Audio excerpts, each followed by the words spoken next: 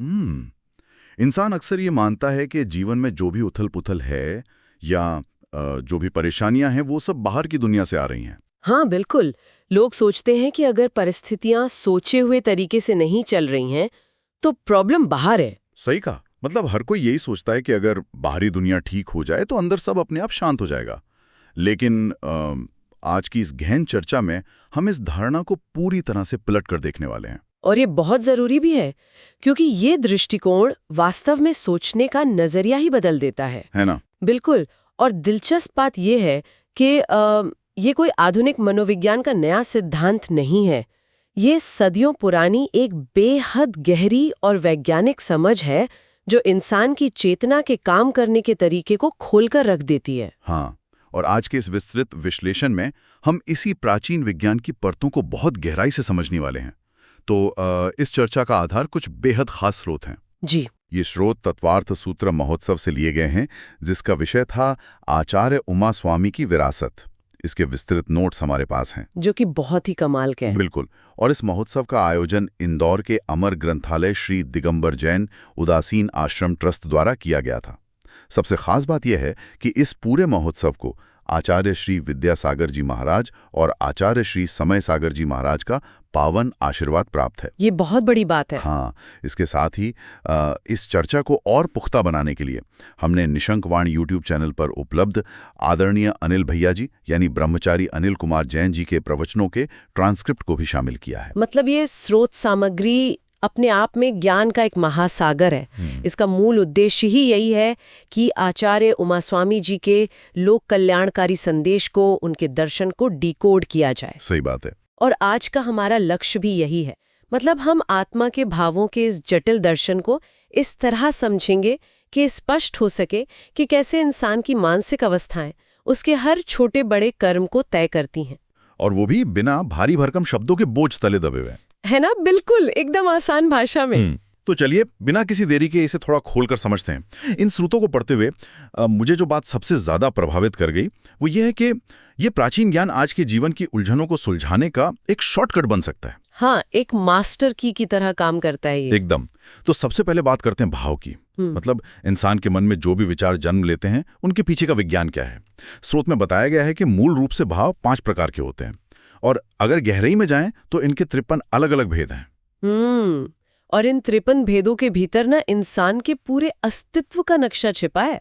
मतलब सोचिए, इनमें से 21 भेद तो केवल औदैहिक भाव के ही बताए गए हैं। 21 भेद सिर्फ औदैहिक भाव की? हाँ, और औदैहिक भाव को समझे बिना इस दर्शन को नहीं समझा जा सकता। इसे एक आसान प्रक्रिया के रूप में देखना चाहिए। जैसे उदय का मतलब है किसी चीज का प्रकट होना। अच्छा, मतलब जो पहले से है उसका बाहर आना। बिल्कुल। जब कोई पुराना कर्म जो अब तक सोया हुआ था अचानक अपना फल देने के लिए सक्रिय हो जाता है, तो उस कर्म के सक्रिय होने से चेतना में जो विशेष अवस्था पैदा होती है उसे औदैहिक भाव कहते हैं। इसमें 4 गतियां, कषाय मतलब जैसे क्रोध, मान, माया, लोभ, इसके अलावा अज्ञान और असिद्धत्व जैसे भाव शामिल हैं। इसका अर्थ तो ये हुआ कि जब भी भीतर अचानक बहुत तेज गुस्सा आता है या लालच पैदा होता है तो वो केवल उस समय की परिस्थिति का परिणाम नहीं है। बिल्कुल नहीं, बल्कि वो किसी पुराने कर्म के उदय होने का सीधा प्रकटीकरण है। मतलब ये तो ऐसा है जैसे कंप्यूटर में कोई पुराना कोड अचानक रन हो गया हो और स्क्रीन पर उसका नतीजा दिखने लगा हो। अरे वाह, ये तुलना इस तंत्र को समझने के लिए एकदम सटीक है। मतलब स्रोत में असिद्धत्व भाव का उदाहरण देकर इसे बहुत गहराई से समझाया गया है। असिद्धत्व का मतलब है पूर्ण न होना या मुक्त न होना। अच्छा। ये भाव 8 प्रकार के कर्मों के उदय से जुड़ा है। इसका सीधा सा तर्क ये है कि जब तक आत्मा के साथ एक भी कर्म का कण जुड़ा हुआ है तब तक पूर्ण मुक्ति का अनुभव नहीं किया जा सकता। हाँ, क्योंकि कोई ना कोई कोड तुरंत हो ही रहा है बैकग्राउंड में। बिल्कुल। औदैहिक भाव में जो कुछ भी महसूस होता है वो सब कर्मों के सक्रिय होने का ही सीधा खेल है। लेकिन यहाँ एक बहुत ही दिलचस्प बात सामने आती है। स्रोत में एक और भाव का जिक्र है जिसे शायो-पुष्यमायक भाव कहा गया है। हाँ, ये बहुत ही महत्वपूर्ण कॉन्सेप्ट है। और इसे समझाने के लिए जिस दृष्टांत का इस्तेमाल किया गया है ना, वो बहुत ही गजब का है। मतलब खिचड़ी का दृष्टांत। हाँ, खिचड़ी वाला उदाहरण बहुत प्यारा है। तो मेरा सवाल ये है कि अगर औदैहिक भाव सीधे सीधे कर्म का सक्रिय होना है तो इंसान इस क्षयोपशमिक भाव को समझने में अक्सर कंफ्यूज क्यों हो जाता है? क्या ये वाकई खिचड़ी की तरह है, जहां दाल और चावल मिलकर अपनी अलग पहचान खो देते हैं और एक बिल्कुल नई चीज बन जाते हैं? बिल्कुल ऐसा ही है। क्षयोपशमिक भाव की जटिलता को समझने के लिए खिचड़ी का दृष्टांत सबसे बेहतरीन माध्यम है। इंसान से गलती तब होती है जब वो इस मिश्रित अवस्था में केवल औदैहिक भाव यानी उदय के नियम को खोजने लगता है। अच्छा, वो ब्लैक एंड व्हाइट में सोचना चाहता है। हाँ, क्षयोपशमिक भाव कोई एक सीधी अवस्था नहीं है। ये 3 अलग-अलग प्रक्रियाओं का मिश्रण है। मतलब इसमें कुछ कर्मों का क्षय हो रहा होता है, कुछ का उपशम यानी वो दब रहे होते हैं, और कुछ का उदय चल रहा होता है। बाप रे, 3 चीजें एक साथ चल रही है? बिल्कुल। ये एक साथ चल रही 3 शक्तियों के टकराने से बनी एक बिल्कुल नई तीसरी अवस्था है। इसे औदैहिक भाव के साथ मिलाना हमारी सबसे बड़ी भूल है। इसे अगर हम रोजमर्रा की भाषा में डिकोड करें तो जब खिचड़ी पककर तैयार हो जाती है तो उसे देखकर ये नहीं कहा जा सकता कि ये सिर्फ दाल है या ये सिर्फ चावल है। उसमें दोनों के गुण हैं, लेकिन वो अब कुछ और ही बन चुकी है। बिल्कुल सही कहा। अगर कोई उसमें से सिर्फ दाल का स्वाद अलग से खोजने की कोशिश करेगा तो वो निराशी होगा, है ना? हाँ, और यही वो बिंदु है जहां स्रोत एक बहुत गहरी बात कहता है। स्रोत में तीसरे गुणस्थान का जिक्र है। आध्यात्मिक विकास का एक स्तर। जी, इस स्तर पर ज्ञान न तो सम्यक होता है और न ही मिथ्या, बल्कि वो मिश्रित होता है। इंसान अक्सर इस मिश्रित अवस्था को या तो पूरी तरह शुद्ध मान लेता है या पूरी तरह अशुद्ध। जब तक इस खिचड़ी वाली प्रकृति को स्वीकार नहीं किया जाएगा, तब तक सही विश्लेषण हो ही नहीं सकता। और ये बात तो समझ में आती है कि हमारी आंतरिक अवस्था ज्यादातर समय एक जटिल मिश्रण ही होती है। लेकिन तो यहां से इस चर्चा का प्रवाह एक बहुत ही तार्किक दिशा में मुड़ता है। हाँ, अगर भीतर ये क्षयोपशमिक खिचड़ी या औदैहिक भाव चल रहे हैं तो ये आंतरिक भाव भारी दुनिया में हमारे कार्यों को कैसे रंग देते हैं? मतलब अंदर जो चल रहा है वो बाहर कैसे प्रकट होता है? और यहीं पर लेशा के सिद्धांत की एंट्री होती है। बिल्कुल। लेशा का सिद्धांत आंतरिक भावनाओं और बाहरी कर्मों के बीच का एक पुल है। लेशा का शाब्दिक अर्थ ही उस तत्व से है जो आत्मा को कर्मों के रंगों से लेप देता है।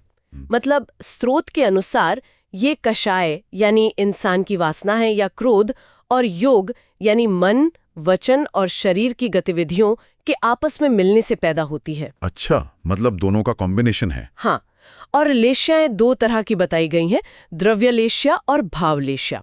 यहाँ हमारा पूरा ध्यान भाव लेश्या पर होगा, जो हमारी आंतरिक मानसिकता को दर्शाती है। और ये भावलेशा की अवधारणा बहुत ही जीवंत है।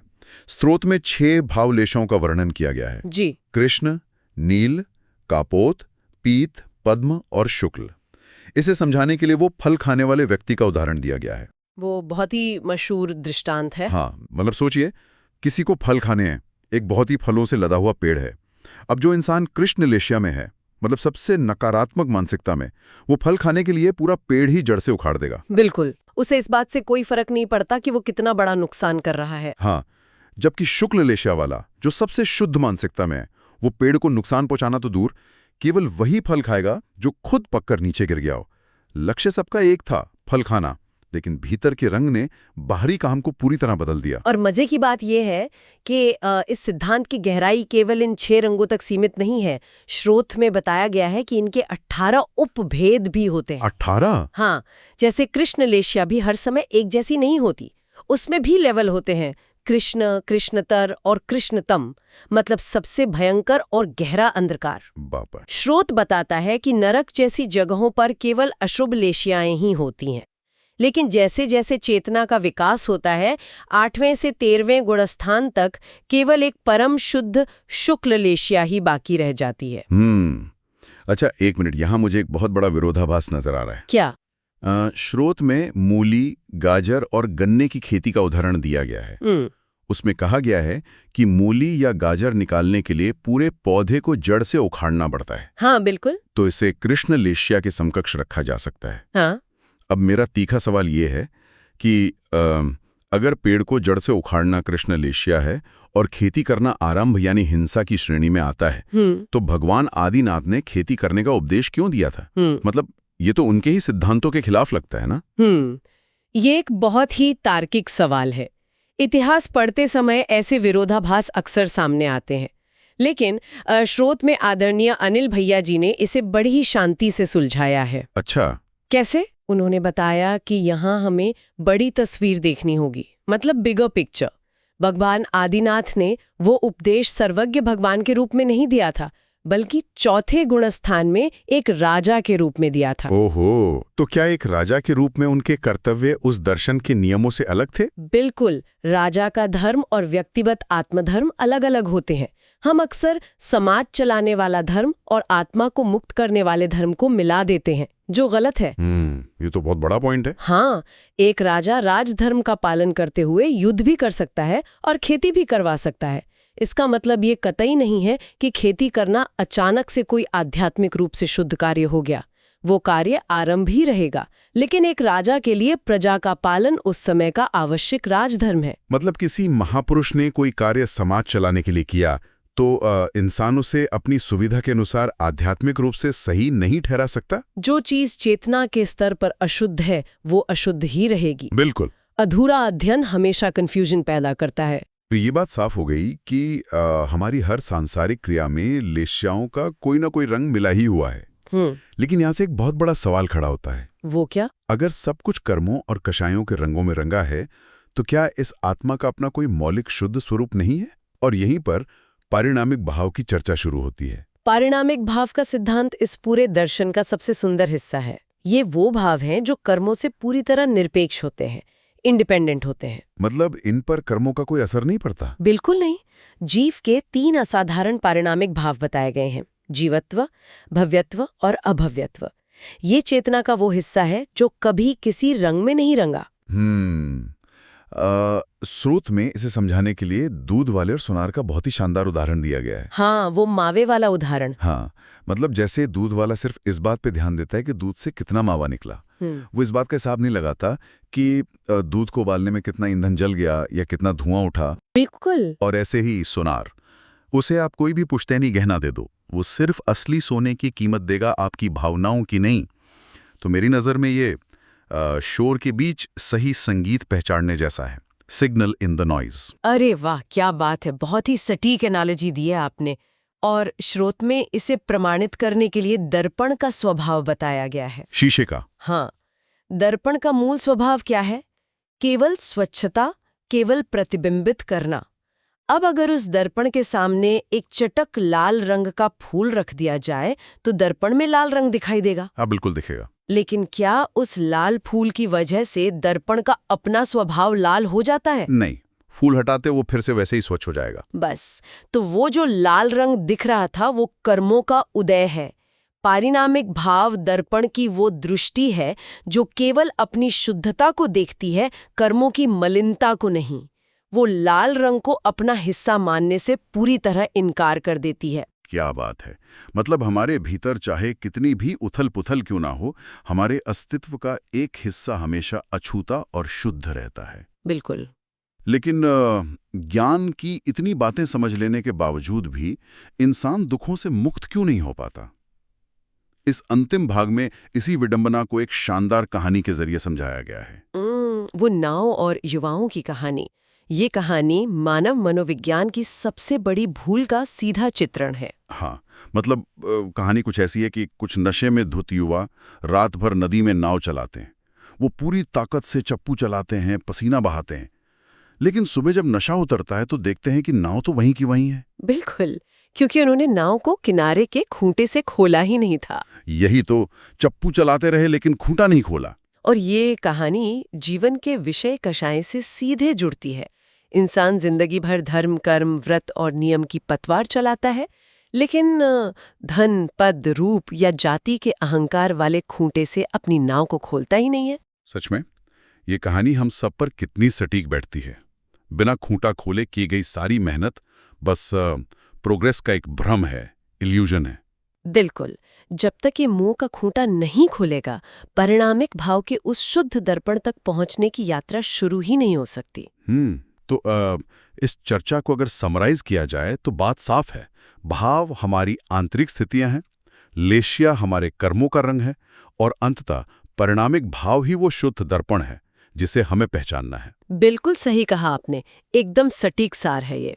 और इस चर्चा को समाप्त करने से पहले स्रोत सामग्री के कृष्णतम लेश्या वाले विचार पर थोड़ा चिंतन करना बहुत जरूरी है। हाँ, वो सबसे सघन अंधकार वाली अवस्था। बिल्कुल। स्रोत बताता है कि कृष्णतम लेश्या एक ऐसा घना अंधकार है जिसे सूर्य का प्रकाश या स्वयं केवली भगवान भी नहीं मिटा सकते।